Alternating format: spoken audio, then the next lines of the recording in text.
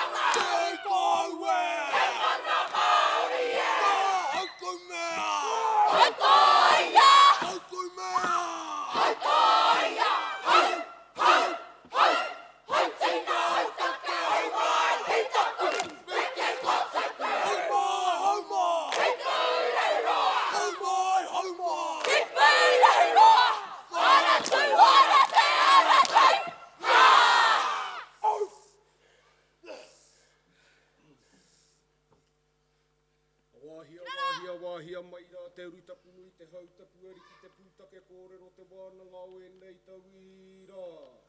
E rongo e whakairihia te tapu, ki ngā paitara o te whare, kia wātea te hinengaro, kia mā te eriki, kia mā te tau i rā. Tūturu ofisi whakamaua kia tīna. Haumi e hui e.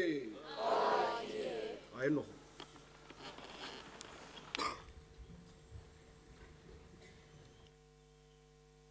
A ka tirati hei Māori ora.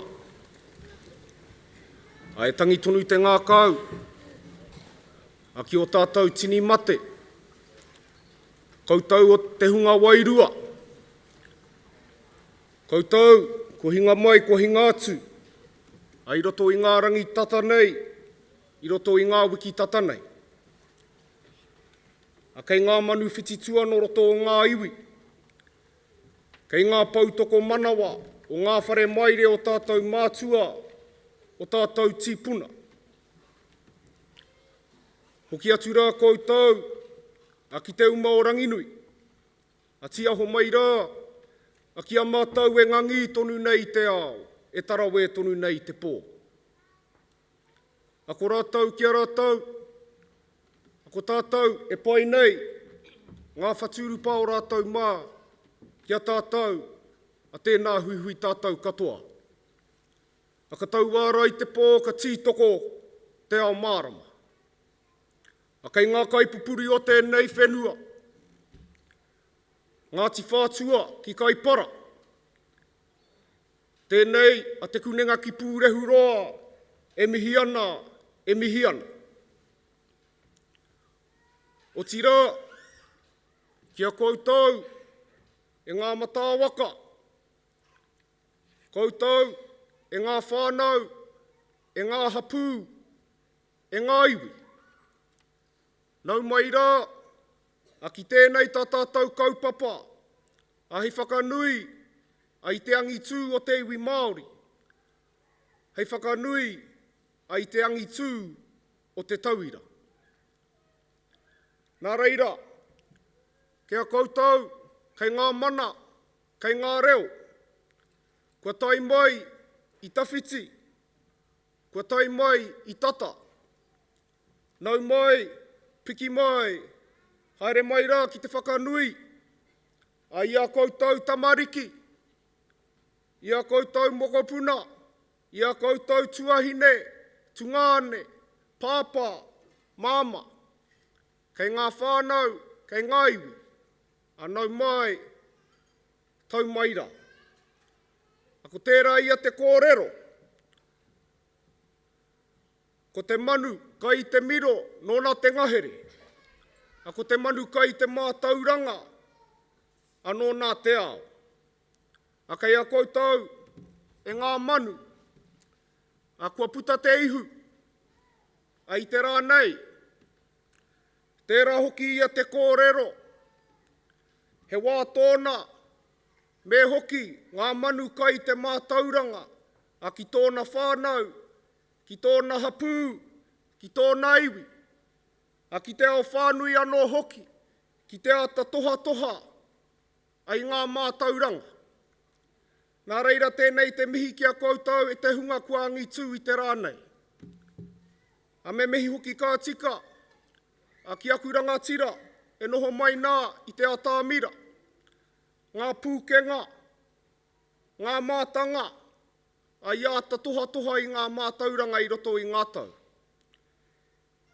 Heoi anō rā, a tēnei te reo o te kunenga ki pūrehu roa, e mihi ana ki a koutou, i tuku mai a koutou tamariki, i tuku mai a koutou taonga, i tuku mai a koutou manu, a ki tēnei whare ako, a hei whare wānanga, a mō ngā ihu puta i te rānei.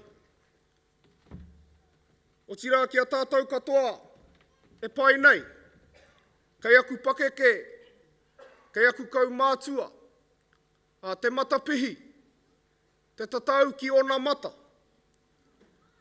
O tira ki a koutou e ngā ihu puta, ngā rangatira a o te inamata e mihi nei.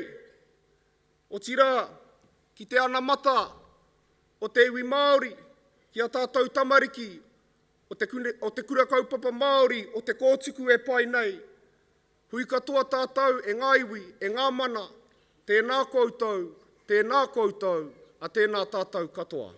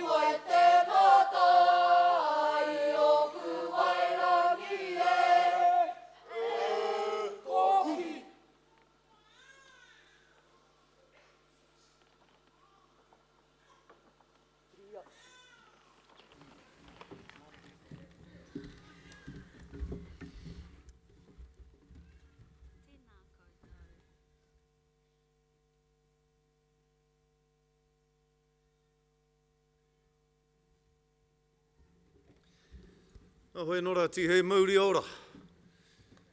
Koutou, kua tai mai. I ngā tō pito katoa o tāmaki makaurau, i ngā tō pito katoa te motu, tēnā koutou, nau mahara mai rā koutou. I rongo koutou, i te reo mārei kura, i rongo koutou, i te reo whatukura, e rāhiri mai ana i a koutou. Te reo reiriki, te reo reiuru, o tira, te reo o ngā rangatira, o te kura kaupapa Māori o te kōtuku. E rāhiri ana i a koutou, ki tēnei rā nui tai ore ore mō tātou katoa. Nō reira tēnā koutou, nau mahara mai ki mui te aroaro o ngā tani whā o te ao mātauranga e nei, e noho atu nei.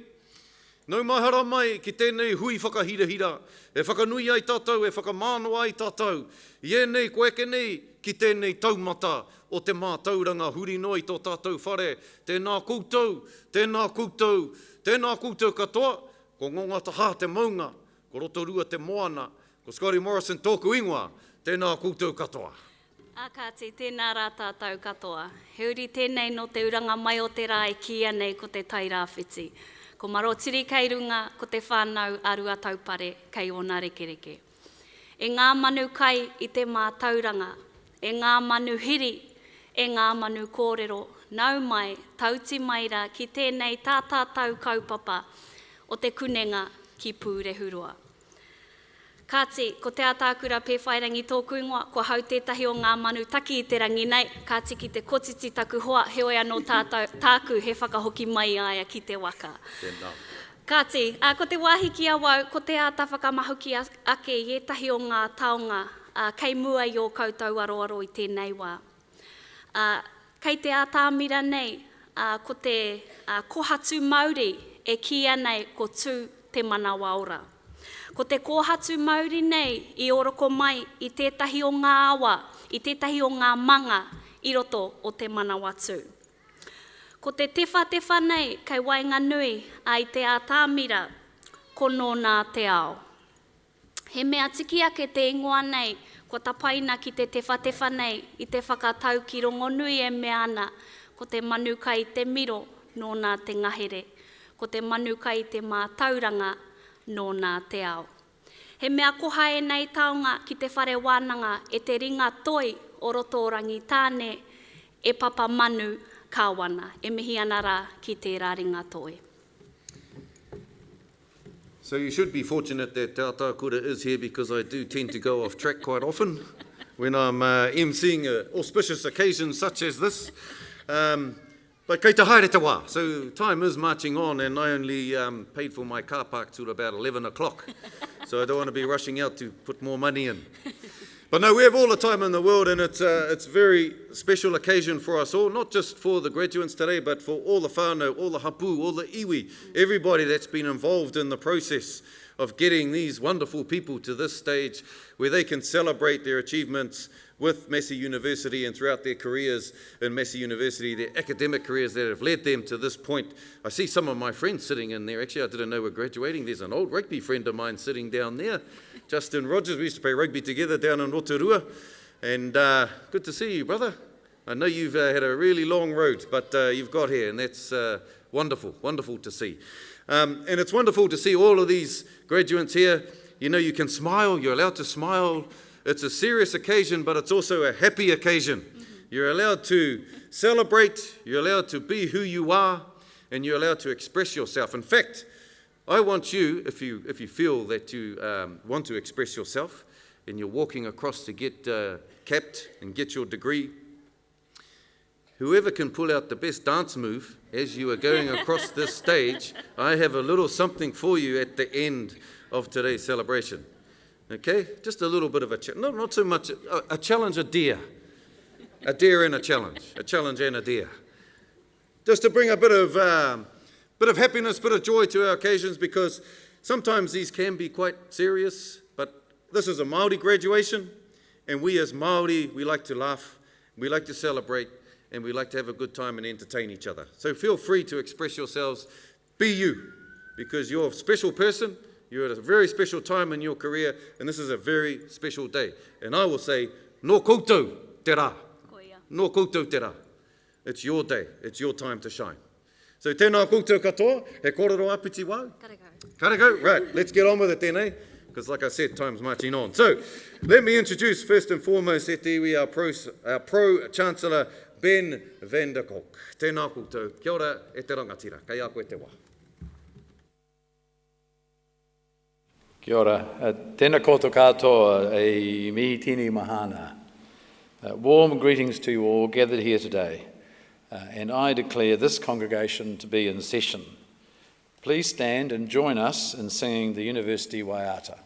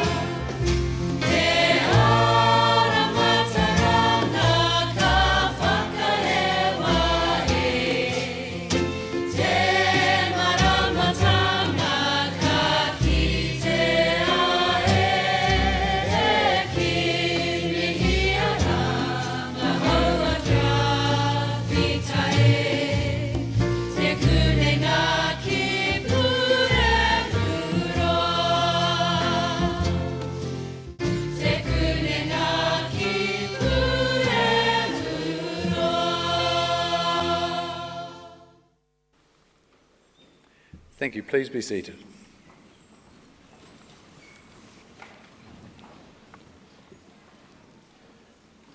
By the authority of the Council of Massey University, I, Ben van der Kolk, Pro-Chancellor, will now award the certificates and diplomas and confer the degrees on those to be presented and those in absentia. Whakapōtaetanga, a Senior Lecturer in Kura Kaupapa Māori Teacher Education, Te Putahi Ātoi. Hore Manu I Ringangi, Senior Lecturer in Te Reo Māori Te Putahi Ātoi, and Professor Mehana Jury, Deputy Vice-Chancellor Māori, will call the names of the graduates and recipients and certificates, diplomas and degrees in the colleges of Creative Arts, College of Health, College of Humanities and Social Science, College of Science and Massey Business School. Certificates will be presented by Robin Matthews, Po Arataki, Office of the Deputy Vice-Chancellor Māori, Professor Giselle Burns, Provost, and Professor Hemi Wāanga, Head of School Te Pōtahi Ātoi.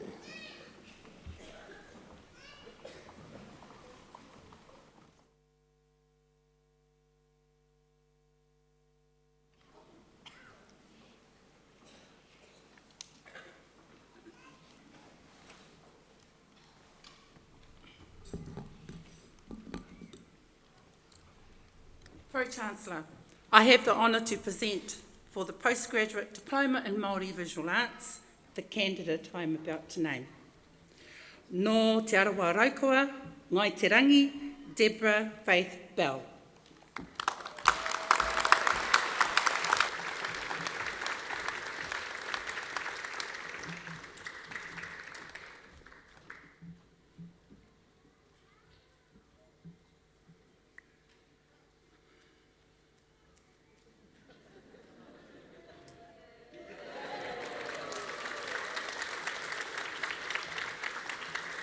Pro-Chancellor, I have the honour to present for the Certificate in Public Health the candidate I am about to name, Ruth Hallett Ngaropo.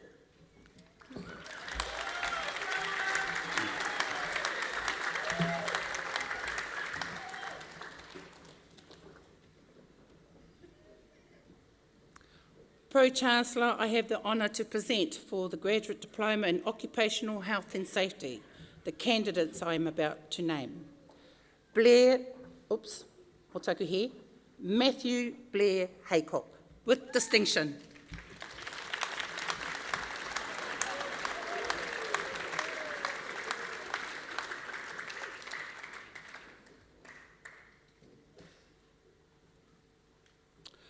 Nō Ngai Tai ki Tāmaki, Kevin Douglas Pope.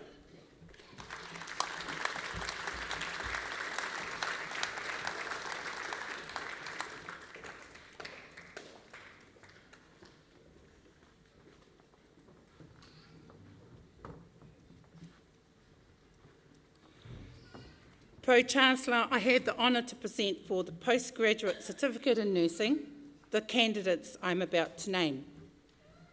Kelly River Beckett.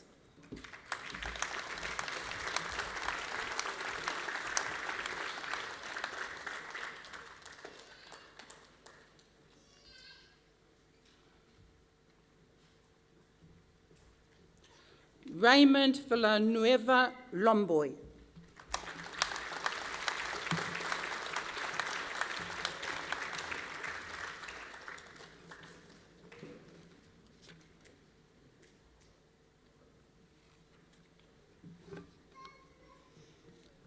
Pro-Chancellor, I have the honour to present for the Postgraduate Diploma in Nursing the candidate I am about to name, Sonia Panico.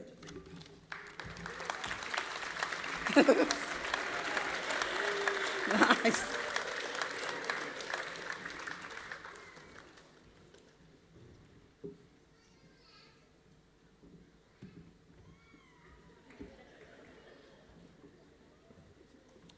Pro-Chancellor, I have the honour to present for the Postgraduate Diploma in Social Work the candidate I'm about to name.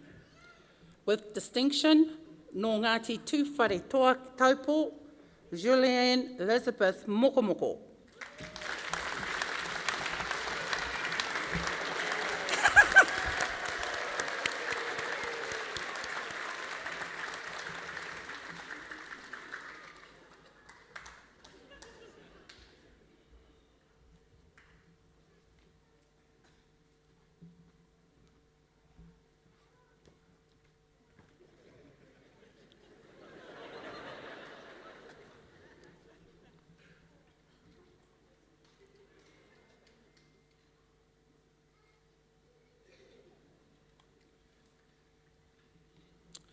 Pro-Chancellor, I have the honour to present for the graduation in the degree of Master of Health Science, the graduate I am about to name. Nō Ngāti Whakaue te arawa, kei te mei te roto fula.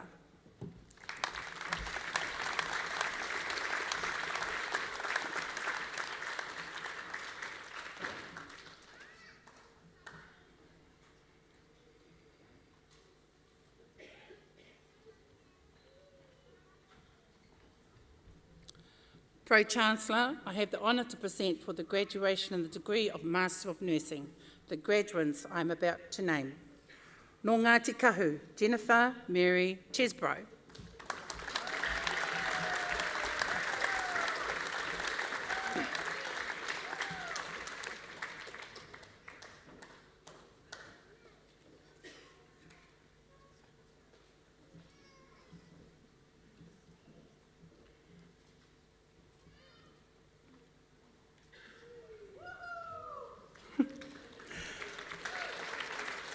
Nō Tūhoi, nō Te Arawa, Chantal Maria Dick.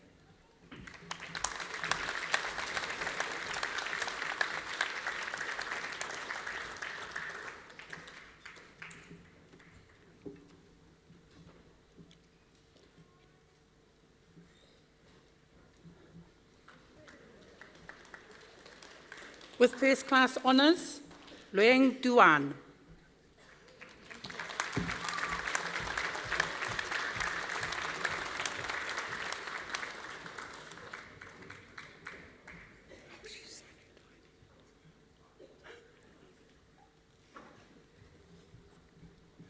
Pro-Chancellor, I have the honour to present for the graduation in the degree of Bachelor of Arts, the graduates I am about to name.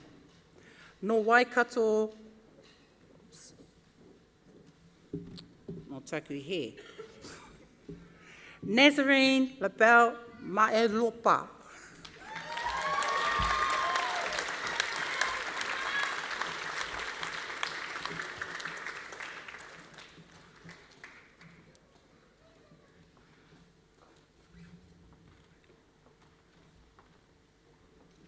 Sally Mangatawhiri Reid no Waikato me Ngāti Maniapoto.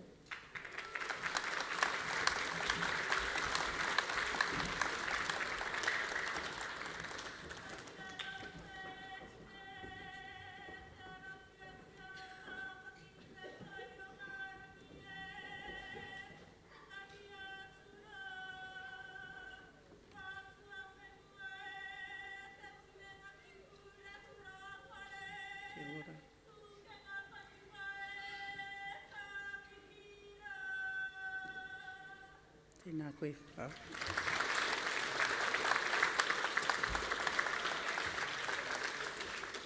Nō Ngāti Whakaue te arawa, nō Ngāpuhi, Justin Lee Rogers.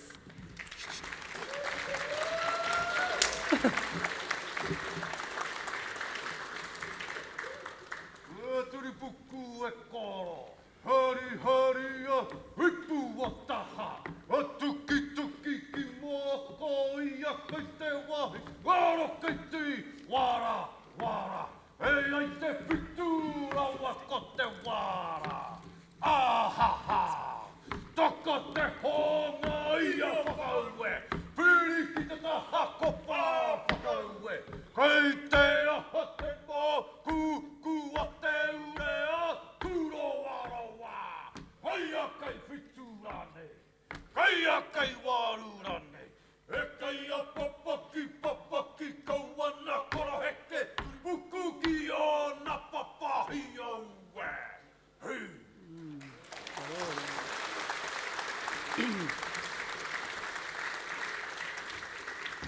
No Waikato, no Te Atiawa, a Hana Niurangi, Te Atakohu Tawa.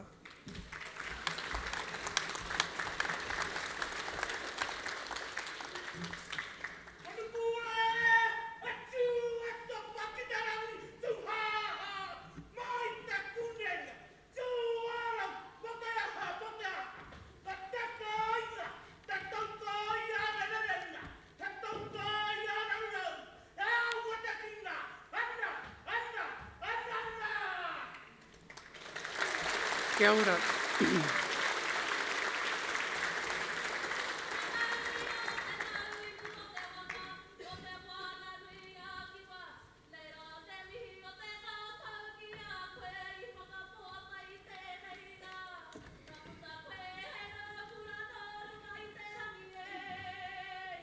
Tēnā koe.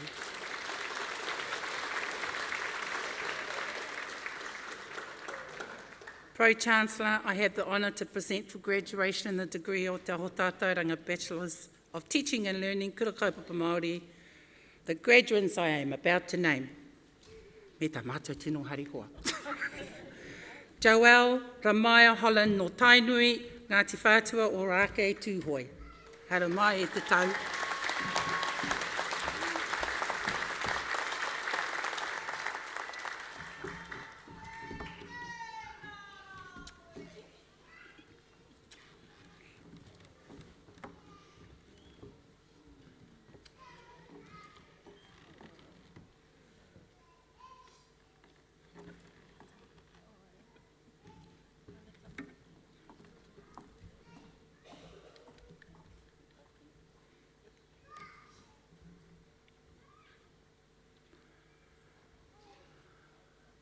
Yay.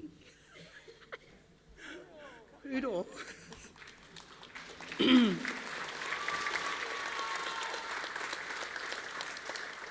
No te rarawa o Ngāti Kahu, o ngā puhi nui tonu, āwhina te aue murupainga.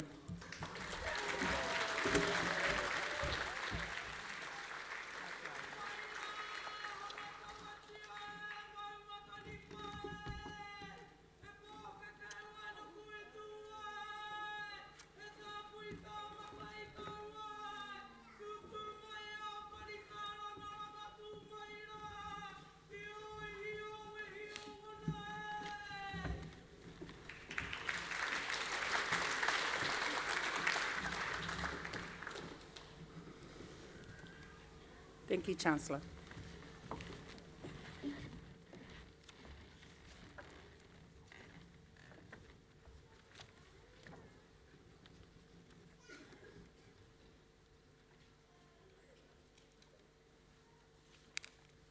Tēnā koe.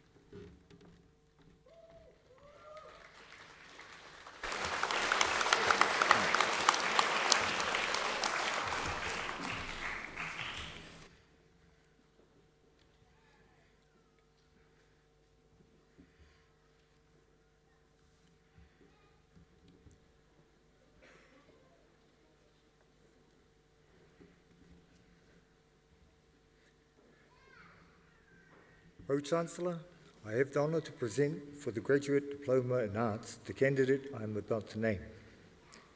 He uri tēnei no kaitahu. Renee Petrina Marina Solomon.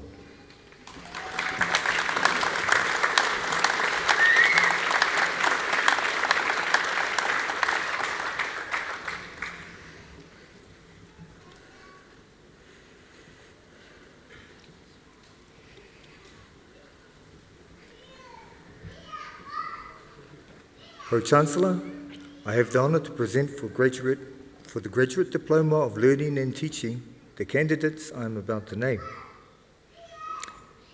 Shelby Helen Arledge.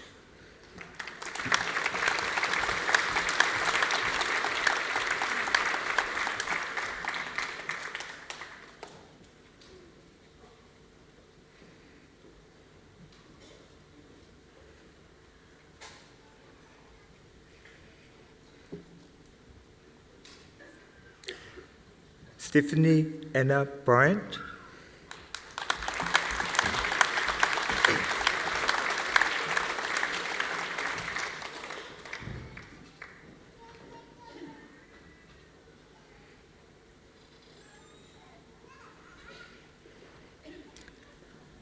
Taslim Gandhi.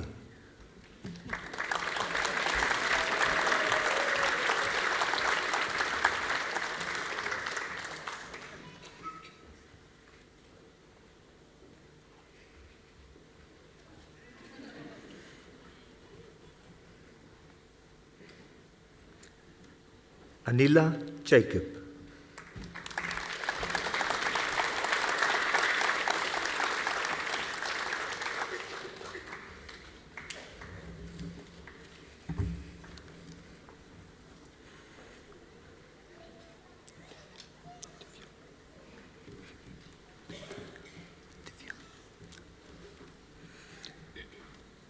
Divya Singh.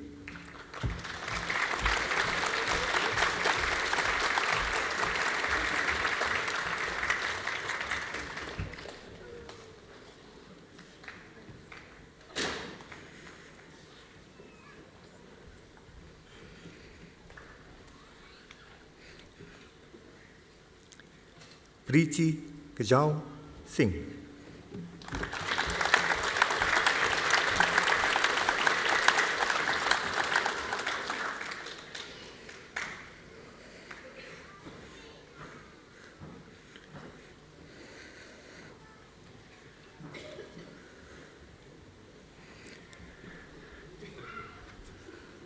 Pro-Chancellor, I have the honour to present for the Postgraduate Diploma in Arts the candidates I am about to name. Anne-Marie Higgins, he uri no ngai tūhoi.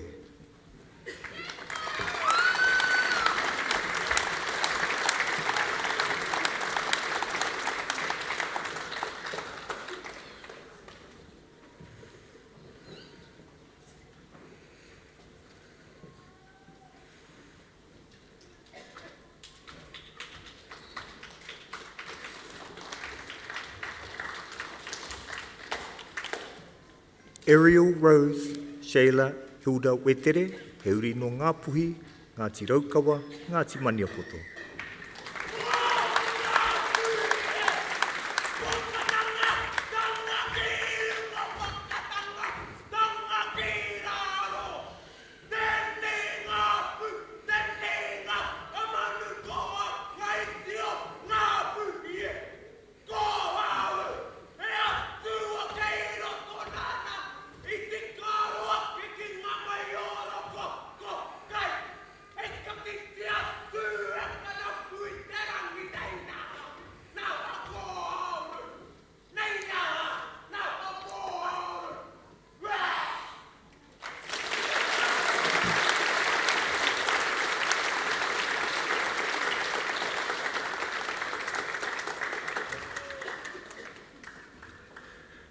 Pro-Chancellor, I have the honour to present for the Postgraduate Diploma in Education the candidate I am about to name. He uri tēnei ākonga, no ngā puhi, Ngāti Hine, te Tai Tokerau, Waikato, Ngāti Maniapoto, Ngāti Tūwharetoa ki Taupo, Ngāti Toa Rangatira ki te Panganui Ātara, with distinction. Te Marino Kahurangi te ao rewa aroha, Martin Kawiti.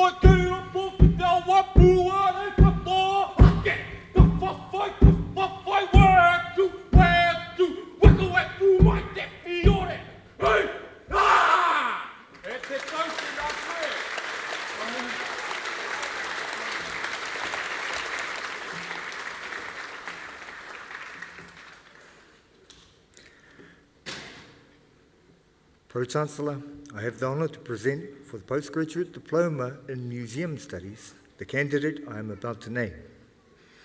He uri tēnei no ngā puhi, he kai haka uki no tōne iwi, Owen Raymond Taituha.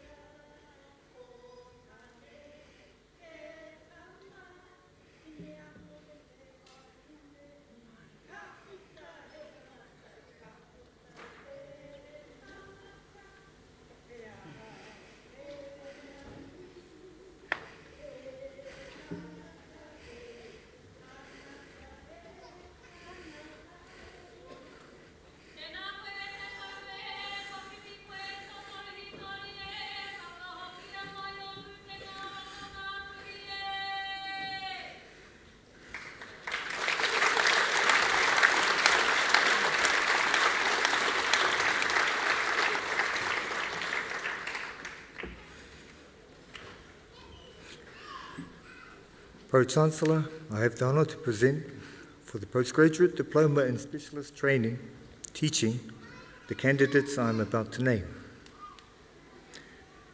He uri tēnei no ngā puhi, no ngā tikahu, he marae kura no te pātū, Rebecca Hururangi Gable.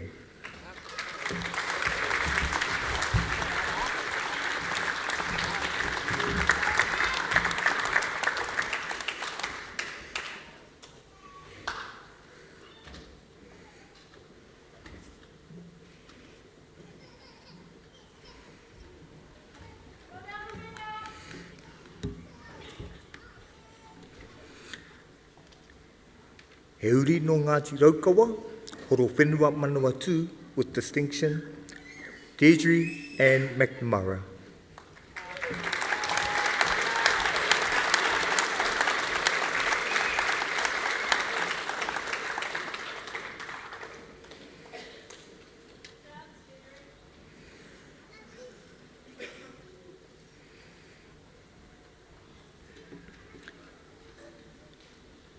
He uri no Ngāti Tūwharetoa ki Taupō, Ngāti Manawa Tūhoi, with distinction, Joanne Carroll Lee Platt.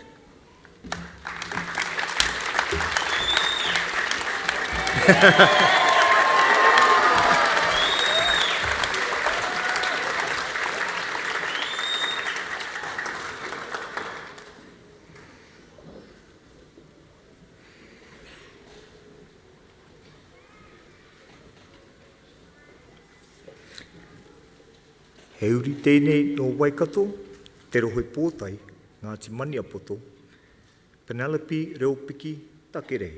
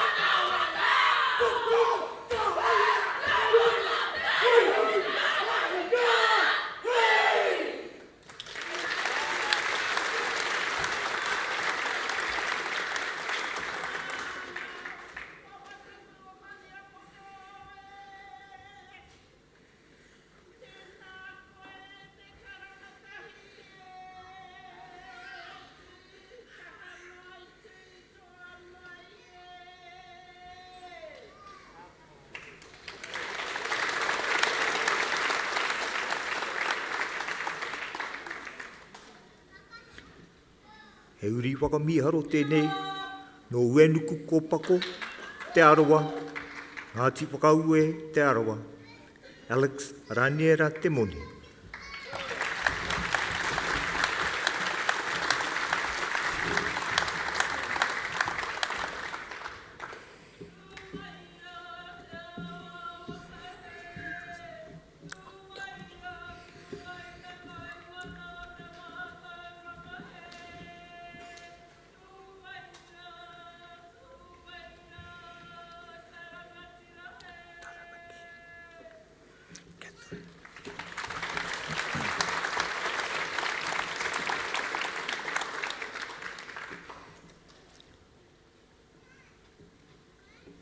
Pro-Chancellor, I have the honour to present for graduation in the degree of Master of Educational and Development Psychology, the graduands I am about to name. He uri tēnei no te kāhui maunga, no Taranaki iwi, Catherine Elizabeth Harrison.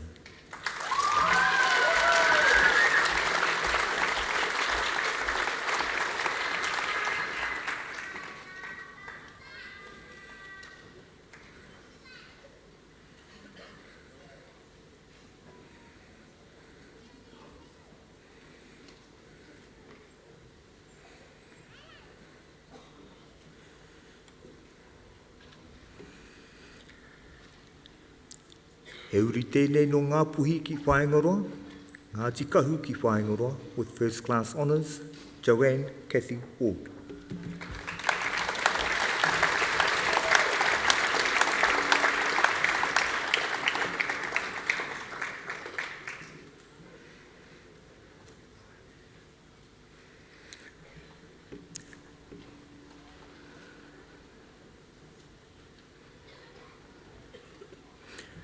Pro-Chancellor, I have the honour to present for graduation in the degree of Master of International Development, the graduate I am about to name. Oi koumene, Tavila, Mawala Iwao, Chan Tung.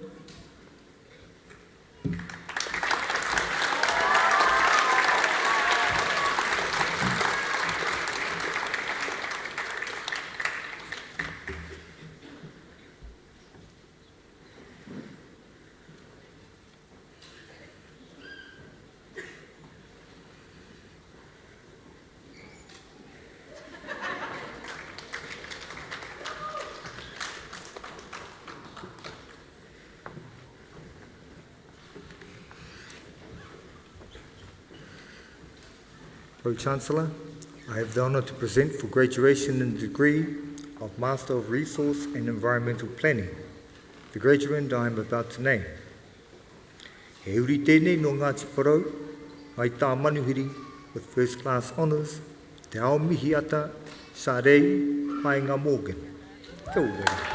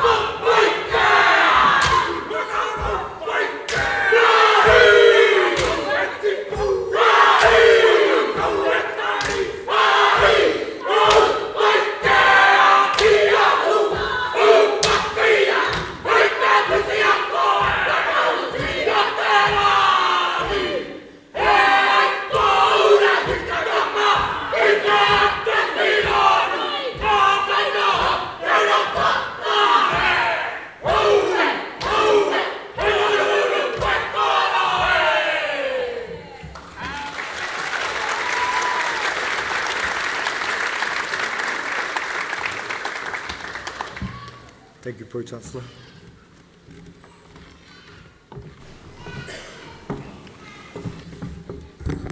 Good haka there, Paora. Finish off that section. We've been doing a bit of a poll on the best haka so far today. I'm in front at the moment.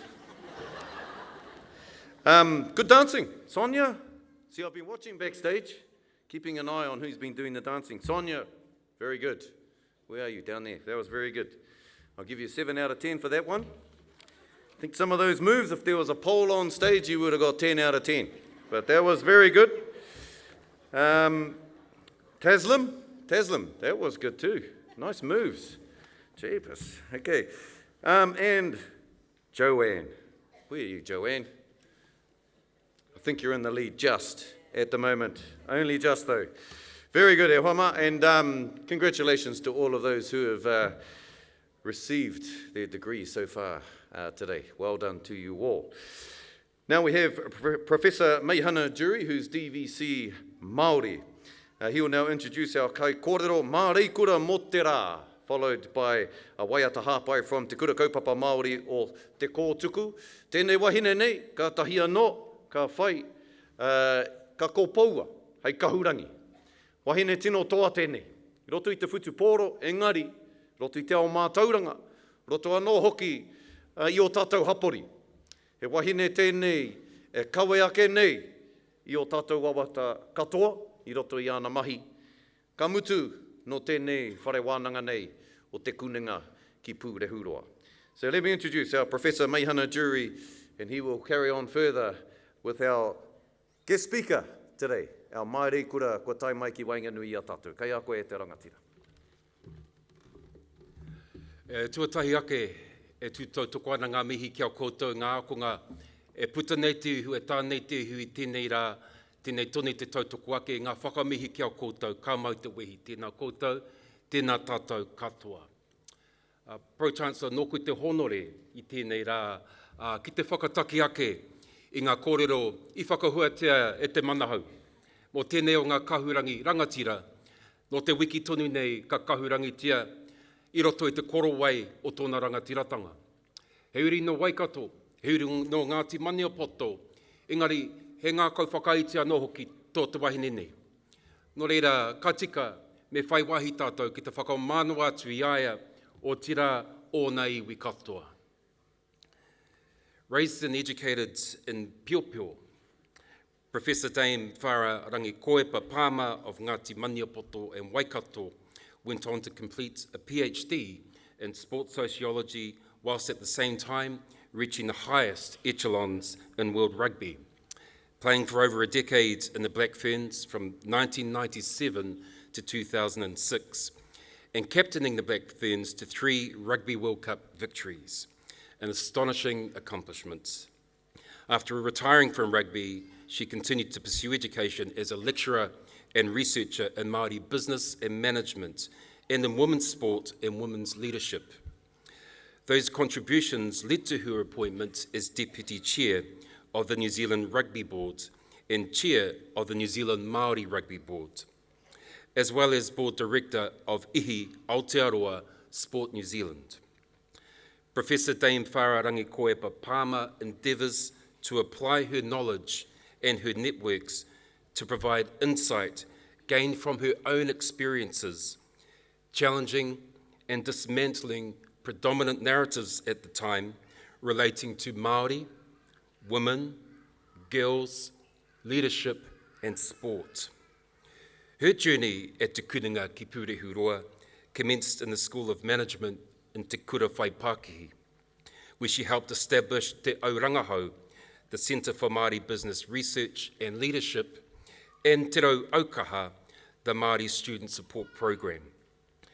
In 2020, she was appointed as Associate Dean Māori in Te Kura Whai Pākihi, Massey Business School, and in 2022 was appointed to the role of Pou Ākonga, leading Ākonga Māori success across our university, Te Kuninga ki Purehuroa. Throughout all of her mahi, she exemplifies the hallmarks and the qualities of Māori leadership. Pukumahi, a commitment to hard work, ngā kauwhakaiti, humility, he aroha ki te tangata, kindness and care for others, and rangatiratanga, the capacity to unite people and to bring out the very best in those around her. Out of all of these roles and accomplishments, however, perhaps her most important one is being a mama to her tamariki and a hoa rangatira to Wesley, a tamahine to her parents and a matama to her 3 younger sisters. E te iwi homai te pakipaki mo tō tātou kōrero, kai kōrero whatukura mo tēnei rā Te Rangi Koepa tēnā koe.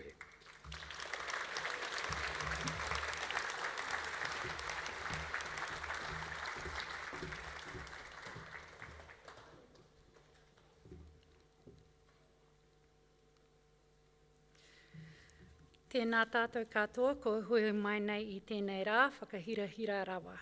Hei mihi, hei whakamanoa I a tātou tauira. Nā reira koutou, ngā tauira, ngā pia tai ohi, ngā pia tai pākeke, ko eke pānuku, ko eke tangaroa I tēnei tau, ka nui te mihi. Kātahi te aupikitanga ko koutou. Nā koutou te pai tāwhiti I kaha whai kia tata. Ka pai hoki. Koutou ngā mātua, ngā whanaunga, ko haramai ki te tautoko I tēnei kaupapa, ā ki te whakarewa ake te māpū tauira nei. Nei te mihi ki a koutou. No koutou te harikoa, no mātou, no tātou katoa. Nā reira, e ngā mana, e ngā reo, no ngā hauewha, tēnā koutou, tēnā tātou katoa. Kia ora everyone. It is always an honour to come to a graduation and a Māori graduation in particular. I always come prepared. I've got my tissues in my pocket in case I end up having a tangi, because it is a wonderful occasion. And ngā mihi to you, Professor Meihana Jury, for that lovely introduction. I think this is a moment for us to celebrate because it's made up of 1,000 little moments, and apologies for the subtle plug for our marketing campaign there. During your time with Te Kuninga ki Pūrehiroa, some of those moments may have brought you success and achievement, of course, because you're here. Others may have brought you a bit of despair and self-doubt. But ultimately, this collection of moments has led to this milestone, your graduation. So let's cherish and celebrate it. I also know that you probably want me to hurry up because you want to go and celebrate with your whānau and your friends. So I promise I won't take too long. I would like to share with you a 5-point game plan that has worked for me over the years, which, apologies, reeks of rugby metaphors. So if you hate rugby, please bear with me. It's my language that I feel familiar with, so you can relate it to many other areas as well. The first is have an out there, far out goal in mind. Whaia te iti kahurangi, ki te tūohu koe me he maunga teitei. Seek the treasure that you value most dearly, and if you bow your head, let it be to a lofty mountain.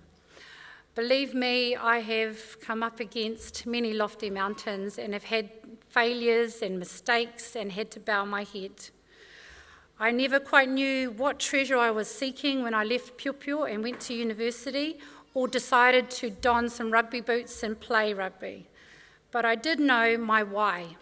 I wanted to change the course of my life. I wanted to make a difference to the people that mattered to me, Māori, and I had a lot of wahine toa in my whānau, and I knew that I needed to be resilient and determined because there would be many setbacks along the way. For example, I failed many assignments. I was challenged regarding my credentials for being at university because only so many people could get into the course that I was in. I managed to stuff up every rugby drill at my first couple of trainings, and we were meant to delicately jump over the cones, and I think I managed to squash every single one of them. I was pushing myself out of my comfort zone in the lecture theatres and on the rugby field. So what kept me going was that I kept thinking about what is my treasure that I valued most dearly, and what were the values that kept me going when ultimately I had to bow my head and I often met lofty mountains. So think about those things. What do you treasure and what are your values? I also like to think about someone who passed away recently, Tina Turner. And she said, my legacy is that I stayed on course from the beginning to the end because I believed in something inside of me. So believe what's inside you and keep going and stay on course. I knew that sport was something that bridged generations. 27% of rugby participants are Māori and 17% are Pacific. And let's face it, it's a pretty hyper-masculine environment, so the way that women are treated in rugby was not ideal. I knew it was a powerful institution, and if I could get in there, then maybe I could make a difference. And to give you an example, my dad, bless him, he is probably one of those very macho men. And at my investiture, we had a little moment with Her Excellency, Dame Cindy Kiro, and she turned to my father and said, "You must be very proud." He proceeded to tell her that when I first told him I was playing rugby, he told me to stick to netball because it's our game. And my dad's a chauvinist. And I just thought, isn't it interesting that she turned to my father, not my mother, who was the one that really pushed me and drove me and was my support. So I knew if I can turn my father around, I can make a difference. So now when I have conversations with my dad, he mentions all of the Black Ferns by their names. He talks about the tactics of women's rugby. He talks about men's and women's rugby as if they are the same. So I think we're making some progress. So yes, I had a lofty idea and vision, and I tried to go for it. My second tip is if a space appears in front of you, just like it does on the rugby field, take it. As you take a moment to pause today and reflect, think about all the spaces that will open up for you and which ones you will take. Now, I'm not saying you should take every space or every opportunity that comes your way, but if there's something that's right in front of you and it aligns with your goals and your values, why not take it? If not you, then who? And if not now, then when? I've come to realise that there's never a perfect time when you will be 100% knowledgeable and capable and confident. And even if you try and you don't get it and you don't manage to fill that space, you haven't lost anything. You've put yourself out there, people know that you're keen, and if you do kind of like fail or trip, you'll learn from it. Once again, Tina Turner, I'm a fan of Tina Turner, said, I believe that if you'll just stand up and go, life will open up for you. So go out there and take those spaces. The third one, gather your tight five around you. Everybody needs people around them to achieve. And look, your whānau and your friends are here. They helped you on your way to graduation as well. Try and find people that have the same aspirations and spirit as you, but maybe different skills and strengths. And sometimes they might be someone very different to you in their outlook and approach. You can't do it on your own, especially if you want to play the long game. And it's important to surround ourselves with critical friends. Brené Brown's book, Braving the Wilderness, suggests that many of us are sorting ourselves into factions based on our politics and ideologies. And yet, the more we do that, the lonelier we feel.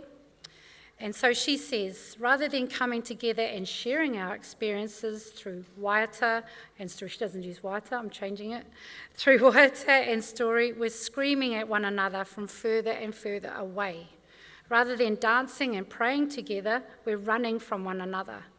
Rather than pitching wild and innovative new ideas that could potentially change everything, we're staying quiet and small in our bunkers and loud in our echo chambers. So I encourage everybody to think about who you can have on your tight five. The Rugby World Cup last year was an amazing team effort. We had mana tāne, mana wahine, we had World Rugby, New Zealand Rugby, we had local councils and iwi, we had performers and influencers, champions and businesses. And it all came together to culminate in that hand of God from that line out in the final. As Pou Akonga, the Akonga Māori Success Team is also a team that is tight and that have a range of skills and influences. And our vision to be a tiriti-led university requires teamwork. So find your tight five. 4, when you have the ball, and the ball represents power or influence, pass it back. Empower and uplift others. You've probably heard about passing it forward. In rugby, we pass it back. With power and influence comes responsibility, but it also gives you the chance to bring about change and to uplift and empower others. Someone said to me, am I getting comfortable around the New Zealand Rugby Board table yet? And I said, I never want to be comfortable, because if you're comfortable, you don't notice things. You start taking everything for granted and think it's normal. So I constantly challenge myself to not get too comfortable. Nothing gives me greater joy these days than seeing others shine. That's why I love coming to graduation. The investiture the other day, there was a 92-year-old woman that had given her life service to her community. And I had a talk to her, and she said that she was starting to feel a little bit tired, and this has given her life to carry on for another 10 years doing what she loves. I love handing out the Black Ferns, their first black jersey, and seeing the pride on their faces and on the faces of their whānau. And as I said, I love seeing our Māori students achieving a milestone, be that handing in their first assignment, be that walking across the stage. There are many, many moments. I feel pride when my children are doing something that they've been really trying for. So if you can, mentor others, encourage others, tautoko and manaaki others who are on their own journey, and pass it back. The 5th one is to truly be an impact player So if you really want to make some difference, kick it forward. So in rugby, you can pass it back. Yes, that works. But if you really want to make some progress, you kick it forward and you provide an opportunity for somebody else to get that ball. That might be an intergenerational change. If you really want to be transformational, kick it out of the park. Kick it out of bounds and just keep going. Be visionary, disruptive, and transformational. Change the structures and the systems that you feel may have held you back or be holding others back. Be a wayfinder. I've had the privilege of being in the presence of Sir Mason Jury, and I was always in awe at how he was able to attend a 2 or 3 day conference, listen to everyone that was presenting, and then bring all of those ideas together to create a cohesive, collective vision. In all his ventures, Sir Mason Jury held the belief that leadership is a shared enterprise, rather than a dependence on one person alone. By working together, we can create platforms for change, enable teams and organisations and communities to develop their own solutions. So in rugby, we've tried to do that through our strategies with the Māori Rugby Board, and I just want to share that you'll never please everybody. I saw some posts after my investiture which referred to me as koretake because I haven't been able to get the Māori team into the Super Rugby competition. I've been called not Māori enough because I'm not stamping my foot enough. So you'll never please everybody.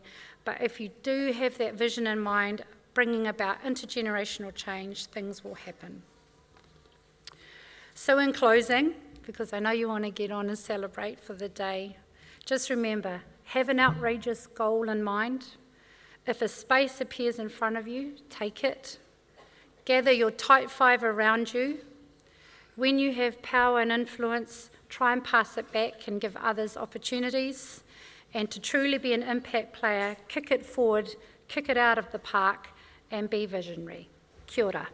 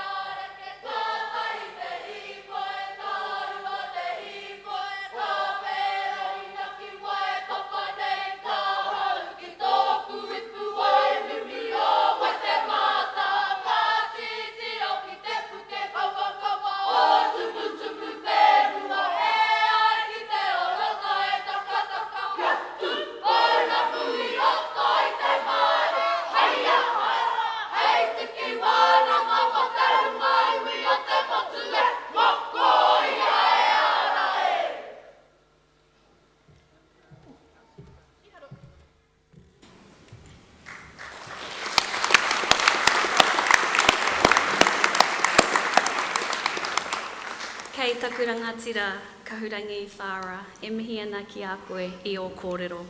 He ata koe no o tīpuna, hei whakahehitanga koe mō mātau tō iwi Māori.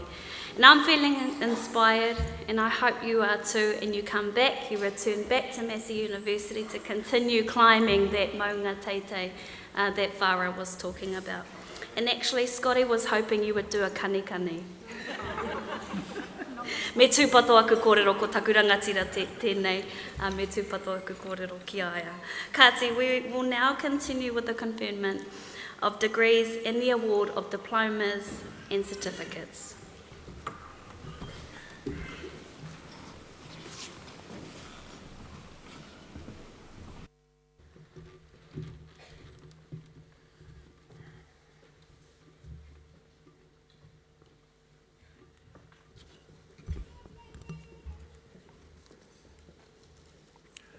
Pro-Chancellor, I have the honour to present for graduation in the degree of Bachelor of Information Sciences the graduand I am about to name.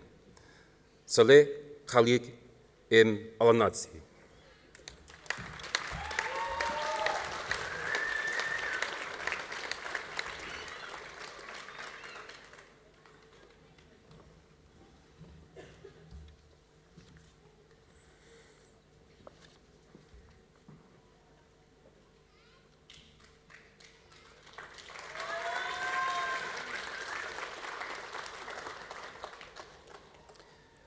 Pro-Chancellor, I have the honour to present for the Graduate Diploma in Information Sciences the candidate I am about to name.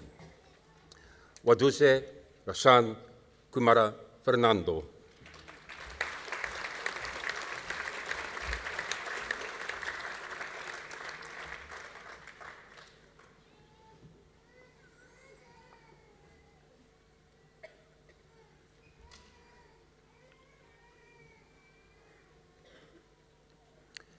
Pro-Chancellor, I have the honour to present for the Postgraduate Diploma in Construction the candidate I am about to name, Ali Johar.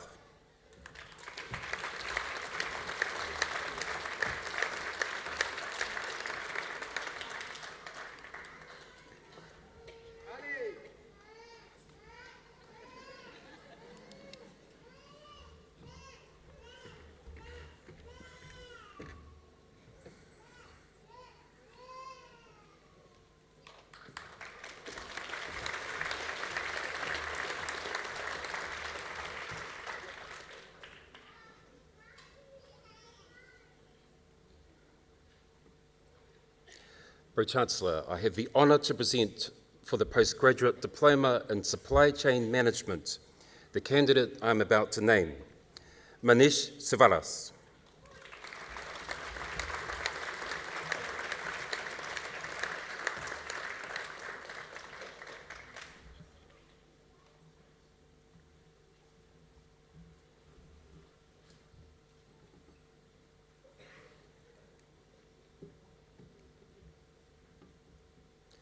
Pro-Chancellor, I have the honour to present for graduation in the degree of Master of Construction the graduands I am about to name. Ian Farrell with distinction.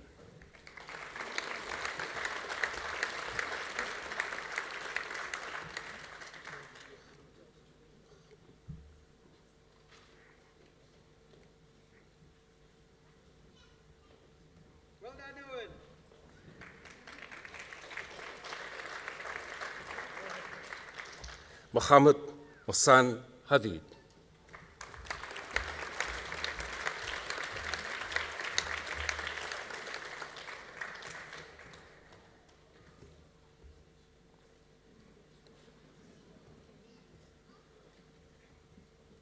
Well done, Mohammed.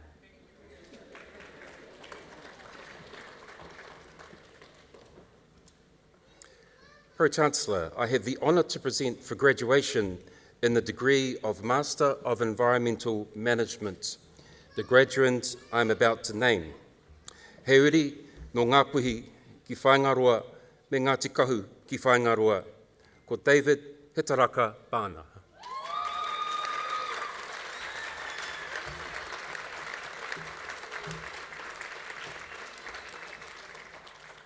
Wā, ko te kapau Newcastle, ko te kapau Tamatoa, ko te kapau Mataora, rauna, au, ai katu tehi, katu te wana, irungai te tui honei,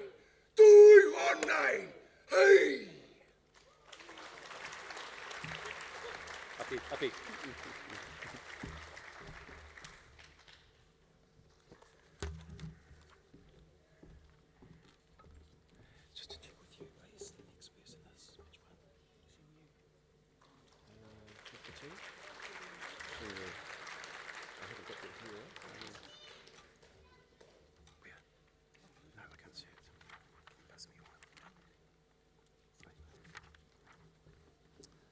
Ka pai, ka haere tonu, ne? Shanyu Wang.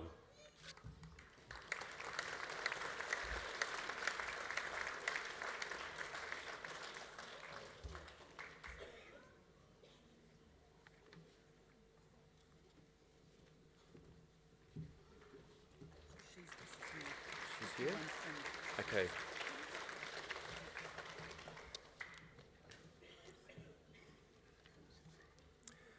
Pro-Chancellor, I have the honour to present for graduation in the degree of Master of Veterinary Medicine the graduands I am about to name.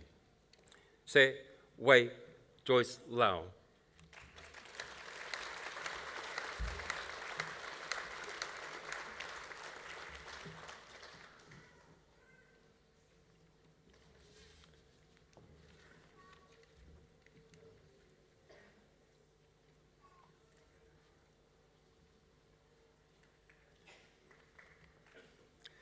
Pro-Chancellor, I have the honour to present for graduation in the degree of Bachelor of Business the graduands I am about to name.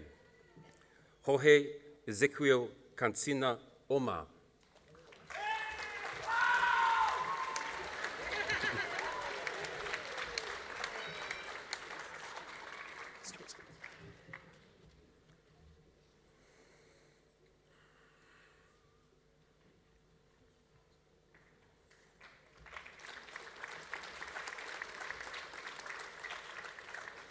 He uri tēnei no Ngāpuhi me Ngāti Kahununu ki te Wairoa, ko Stuart Anthony Cassidy.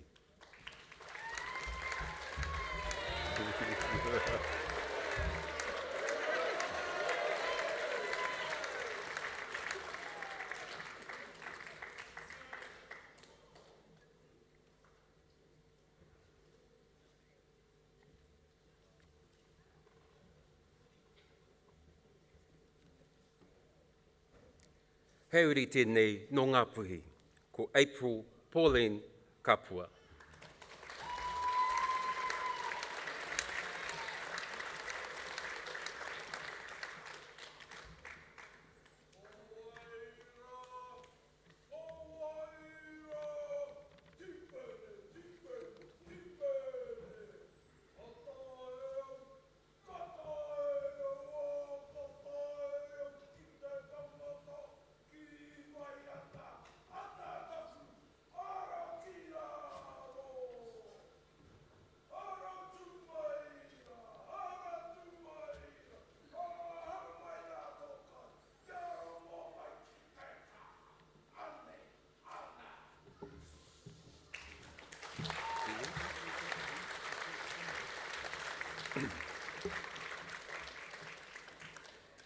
He uri tēnei no Ngāti Toa Rangatira no Tainui me Ngāti Koata, Carmen Tiana Wolfgram Kereama.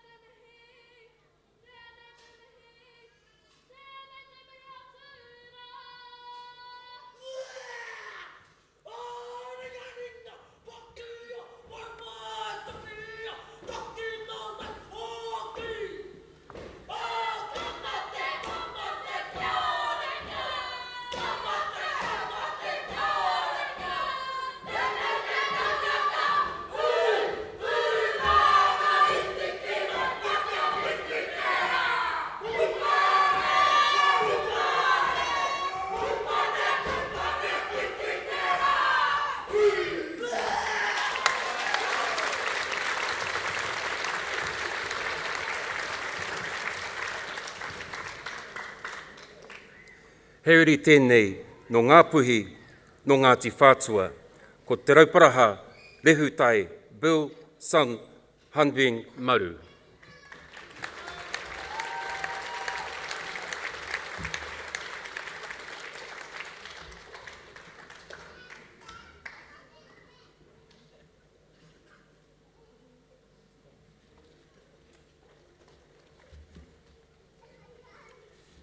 Heuri tēnei no Ngāti toa rangatira me te Aotearoa, ko Danielle Ngaire Wallace.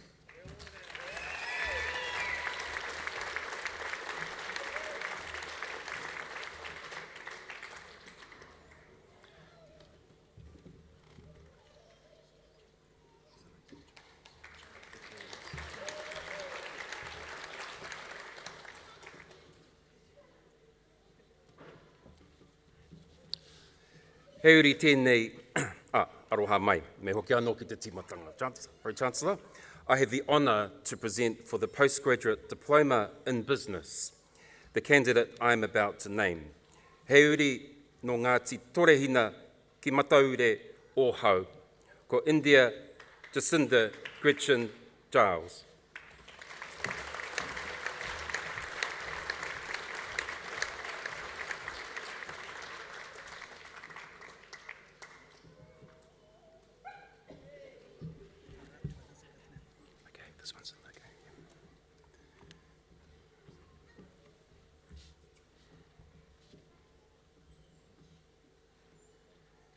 Pro-Chancellor, I have the honour to present for the degree in Master of Management the graduates I am about to name. Elizabeth Mary Jones.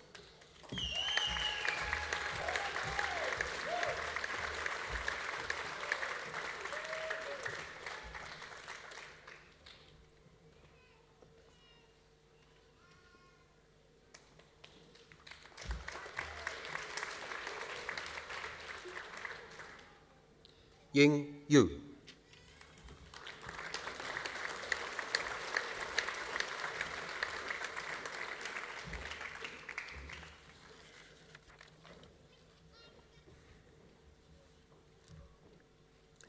Pro-Chancellor, the degrees are also conferred and the certificates and diplomas are also awarded to those who are in absentia. E mihi ana ki a koe, Pro-Chancellor.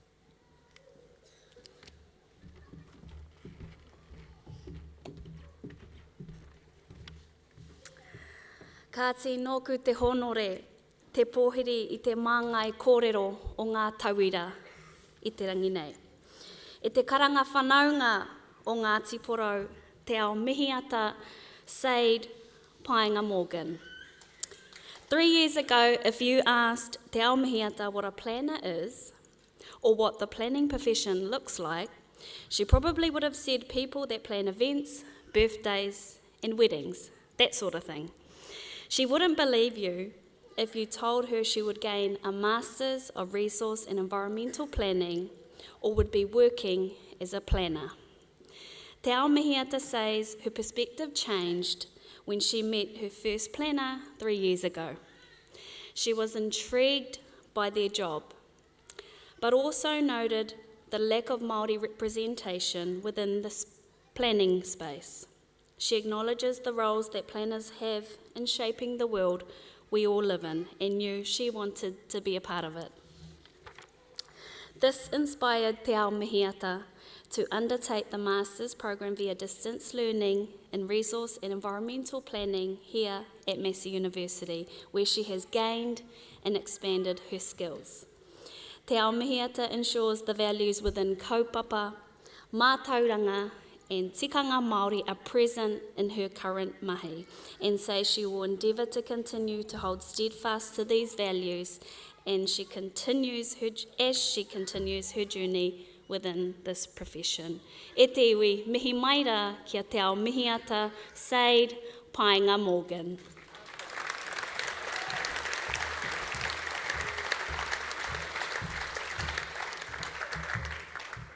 Tēnā tātou katoa. Me mihi ka tika ki o tātou mate kei tai whetu ki o te pō, haere whakangaro atu rā. Tēnā anō hoki tātou o tai whako ki te ora, tēnei ahau e mihi atu nei. Ko Te Ao Mihiata Painga Morgan ahau, here ahau no Ngāti Konohi, Ngāti Rangi, te whānau Umuariki, Ngāti Porou Nui Tonu, me ngai tā manuhiri hoki. Dear Pro-Chancellor Ben van der Kolk, Vice-Chancellor Professor Jan Thomas, and Deputy Vice-Chancellor Māori Professor Meihana Jerry, along with fellow graduates, faculty members, and all of our distinguished guests here today, it is an absolute honour to stand before you as a valedictorian for the ceremony. I would like to start by thanking our whānau, our friends, and the university who have supported us throughout our academic journey. Without their unwavering support, encouragement, and guidance, we would not be here today. E ai ki te kōrero, e hara takutoa I te toa takitahi, engari he toa takitini. I think it's valuable to reflect on what we as graduates have accomplished. Not only are we receiving our tohu here today, but we have grown in ways that we never thought possible and have been challenged to think critically, work collaboratively, and find innovative solutions to complex problems. We have learned valuable life lessons, made lasting memories, and many of us have built lifelong friendships. But as we celebrate our achievements, we must also acknowledge the challenges that we have faced. The pandemic disrupted our lives and forced us to adapt. We had to find new ways of maintaining academic progress. We faced personal struggle and loss, but we persevered through all of these difficult times, and that resilience will serve us all well in the future. I started this journey towards my master's in 2021, a week after losing my grandmother. I continued to work full-time while also undertaking full-time study via distance. I remember the opinions of many, some who knew me very well, and some who I'd only just met. They readily offered up their opinions. Are you sure? Don't you think this is too hard? It's going to be too much. How will you have time to do anything? And so on and so forth. And I'm sure many of you can relate that sometimes the only motivation you need is for somebody to tell you you can't do something. But above all else, I had the self-belief that I could do it, that I could do anything I set my mind to. On my late grandmother's headstone are the words, "E whakauana I te whakaaro, ina mōhio koe ki a koe anō, ki o whakapapa, ki o kōrero tuku iho, e kore rawa koe ngaro." She was of the belief that if you know who you are, where you come from, if you know your lineage, your histories, your traditions, you will never be lost. Self-belief was central to my journey, and I encourage you all to always have the confidence and faith in yourselves and your abilities. So, to my fellow graduates, congratulations. You did it. It is truly an honour to be here with you all today. I wish that success keeps following you in everything that you do, and that you don't forget to dream big. Dreaming big is the foundation of any great achievement. When we set our sights high and we truly believe in our abilities and our goals, incredible things can happen. But remember that every big dream starts with a small step. Believe in yourself and your abilities and take that first step towards your goals. Keep pushing, even in the face of adversity. Mā te ora, ka whai mātauranga. Mā te ora o te mātauranga ka rangatira. Nō reira, tēnā koutou, o tira tēnā rā tātou katoa.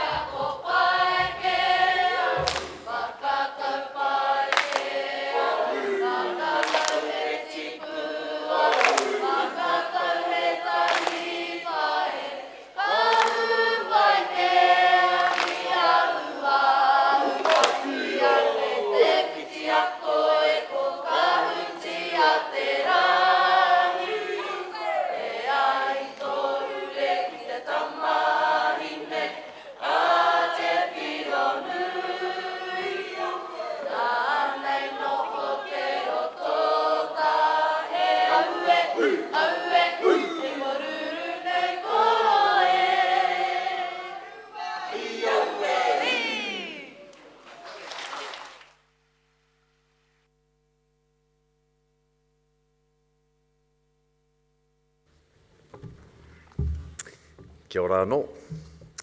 Te o mihi ata e mihi ana ki a koe. Tēnā koe i o whakaaro rangatira.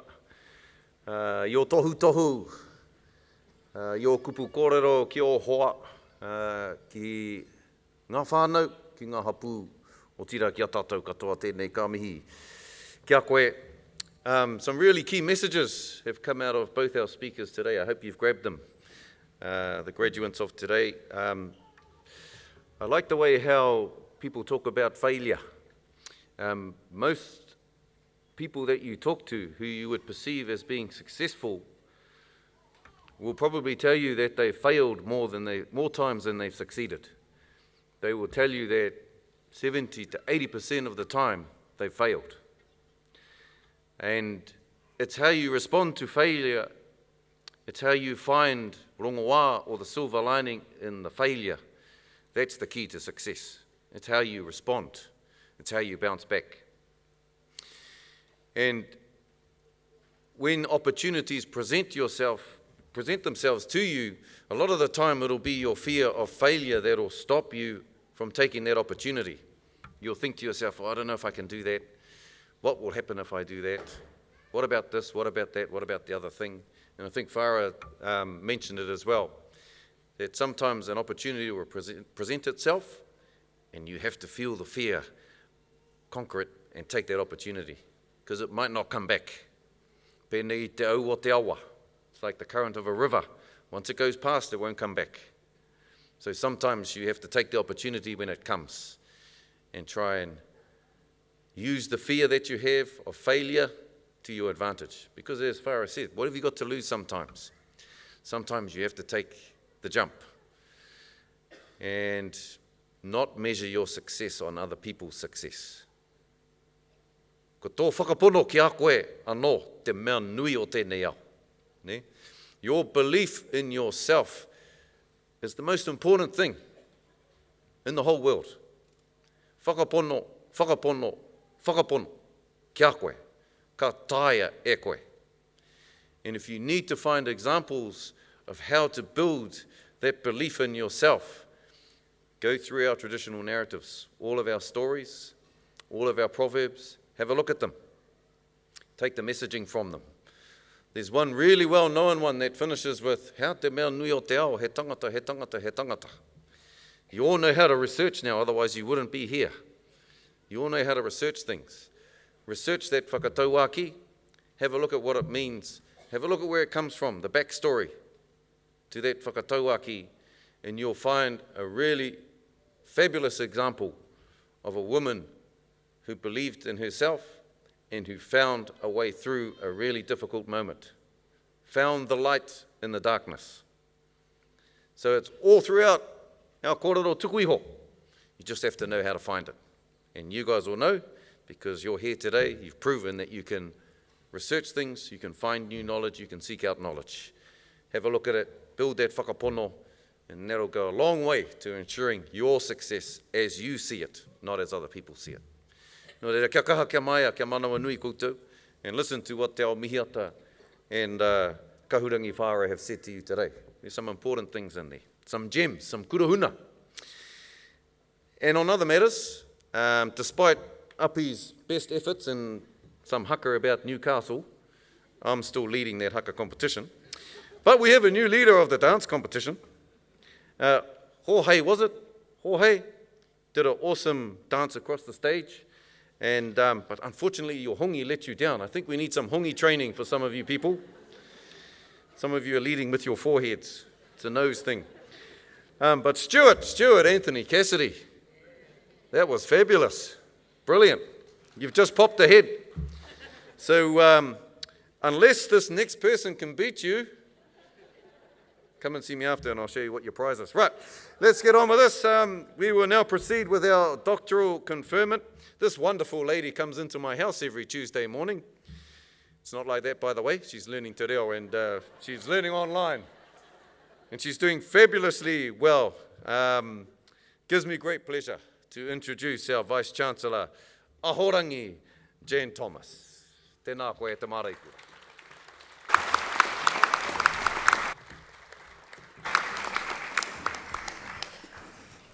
Pro-Chancellor, a doctorate, either a PhD or a professional named doctorate, is the highest research degree awarded by the university. The successful completion of a doctorate represents a significant achievement. Through the submission of a sustained piece of research expressed in the production of a written thesis of no more than 100,000 words, or a creative work of equivalent size and scope, or via a series of publications, candidates are expected to make an original contribution to knowledge in a specific field of study. Candidates would typically spend 3 to 4 years of full-time research solving a problem or addressing a particular set of questions. An international panel of experts then examines the resulting body of work through both written and oral examination. Doctoral research is challenging and represents a huge commitment to advancing research and scholarship. We honour the achievements of our doctoral graduands by inviting them to come onto the stage at the end of the ceremony, or thereby welcoming them into the academic and scholarly communities and acknowledging their entitlement to be called Doctor. Pro-Chancellor, I have the honour to present for graduation in the degree of Doctor of Clinical Psychology the graduand I am about to name, Nicholas Clyde Lawrence.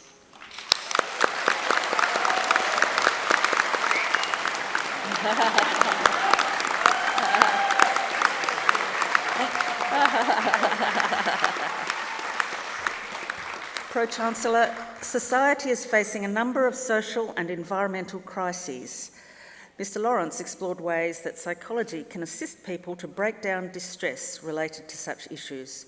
His thesis suggests a new paradigm of approaches to support people in developing wisdom in the face of such crises and address both the roots of their own distress and these social ecological issues. Pro-Chancellor, Dr. Lawrence.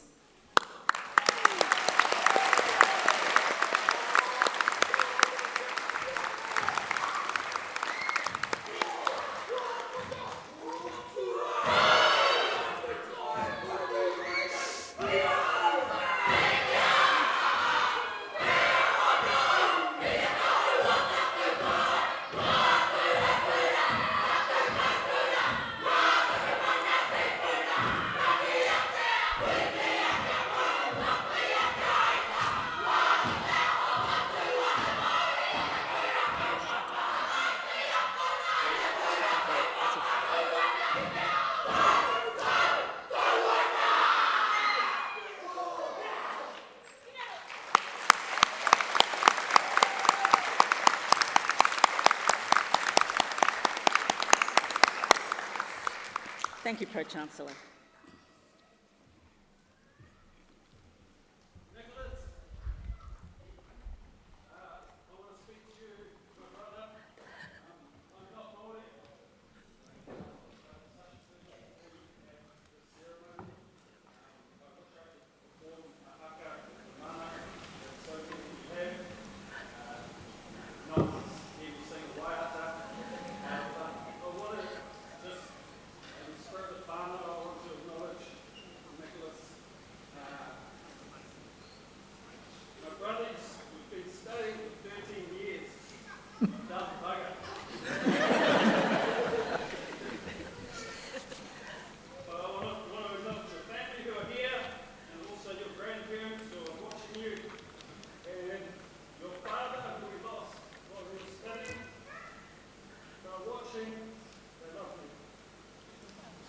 Kia ora.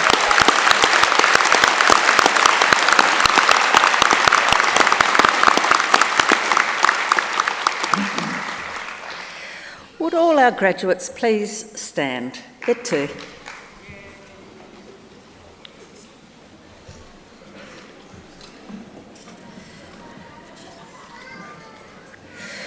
He honore nui te whakatau atu i a koutou, hei raukura o te kuninga ki pūre huroa. He mana nui tō tētahi tohu whariwānanga. Engari, pērā i ngā honore katoa, he haipapa hoki ona hei kāwenga mā koutou. Ko tāku kupu ki a koutou, hei raukura nō te kuninga ki pūre huroa. Kia mētia tērā i akona e koutou, hei ōranga mōhau, hei ōranga hoki mō te iwi. Ko tāku kupu anō, kia mētia e koutou, kei pukinga, me te mātaranga i whiwhia ai koutou, i runga i te pākaha, me te pono, kia ūtonu, ki te ako me te rāpu mātauranga, mō ake tonu atu. Ko tāku kupu anō kia maumahara koutou, ki ngā akoranga o te kuninga ki pūre huroa, mō te whai aroha o tētahi ki tētahi atu, te mea ai hoki. Ki era tangata, kaore e whaira ora ana, pēra i a koutou. Ko tāku kupu anō kia āta whakaro koutou. Ki o koutou wauata me te kaha mahi tōnu pēra i ngā tau tata nei. Ki roto kia koutou mahi katoa. Ko tāku kupu kia koutou me tū rangatira koutou. Hei kanohi mō te kuninga ki pūre huroa. It is my great honour to welcome you as alumni of Massey University. The award of a university degree carries many privileges, but like all privileges, it also carries responsibilities. I charge you as graduates of Massey University to use what you have learnt for your own betterment and for the benefit of your communities. I charge you to use the skills and knowledge you have acquired with rigour and integrity, and to commit yourselves to a program of lifelong learning and discovery. I charge you to remember the lessons that Massey University has taught you about the worth of others, particularly those who've not had the opportunities that you have had. I charge you to set goals and to continue the hard work that has brought you so far.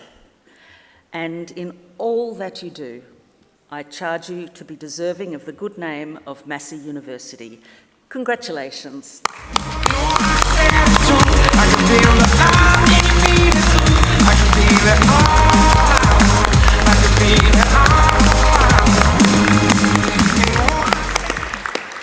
Now, Mihi Scotty.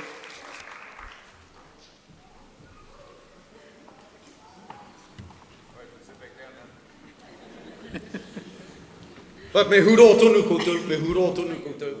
You can carry on celebrating. Actually, we're just about done, so, you know, your party can start pretty quick. You guys are going to be haurangi by about 5 o'clock this afternoon. Anyway, congratulations once more to all of you, the graduates.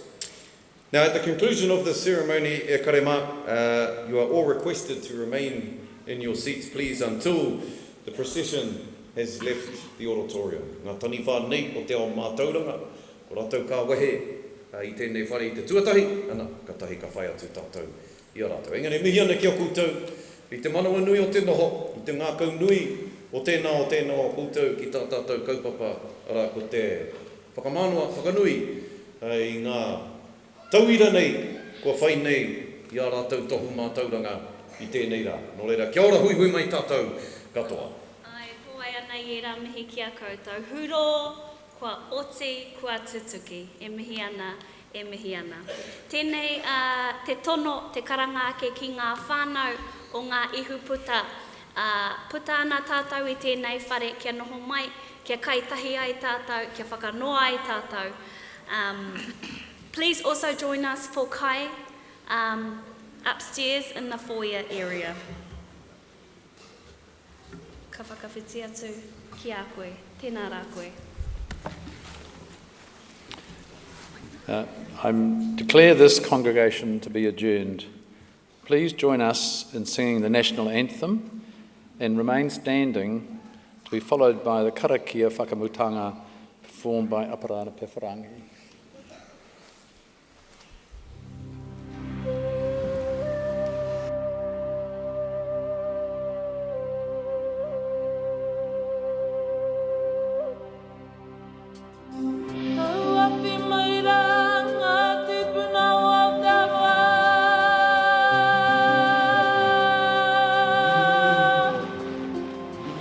Kia piri, kia tato maira, ki taku taha.